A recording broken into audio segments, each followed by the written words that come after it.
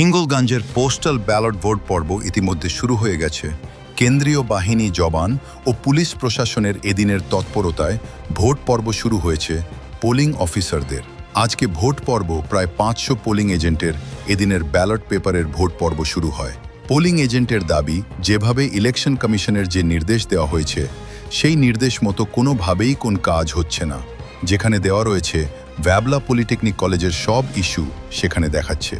হিঙ্গলগঞ্জ মহাবিদ্যালয় সবথেকে গুরুত্বপূর্ণ জিনিস। আসার সময় গাড়ি দিচ্ছে, যাবার সময় কোন গাড়ি দিচ্ছে না, যার ফলে পোলিং এজেন্টের সমস্যার সম্মুখীন হচ্ছে। দুটো সমস্যার সমাধান চাইছেন পোলিং এজেন্টরা। আপনাদের কি কোনো সমস্যা হচ্ছে? দেখুন, সমস্যা বলছি নির্বাচন কমিশনের নির্দেশ অনুসারে আমরা থার্ড পোলিং এসেছি।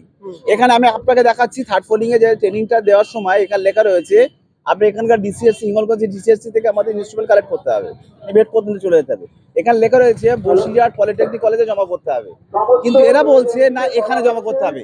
তাহলে আমরা নির্বাচন কমিশন নির্দেশিকা মানবো, এখানকার ডিউটি অফিসারদের কথা মানবো? কনফিউশন তো অবশ্যই হবে, কারণ আসার সময় গাড়ি থাকে, যাওয়ার সময় গাড়ির সমস্যা হয়। তাহলে আমরা গাড়িতে কোথায় পিক আপ করবেন, এটা তো প্রবলেম হয়ে যাবে।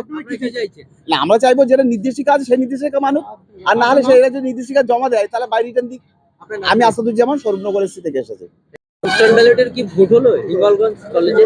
হ্যাঁ, হিঙ্গলগঞ্জ কলেজে আজকে পোস্টাল ব্যালটের ভোট হচ্ছে এই মুহূর্তে। এখানে যারা হিঙ্গলগঞ্জ অ্যাসেম্বলির বাইরের ভোটকর্মীরা আছে তারা আজকে তাদের ভোট দিচ্ছেন 8টি হলে এই মহাবিদ্যালয়ের মধ্যে।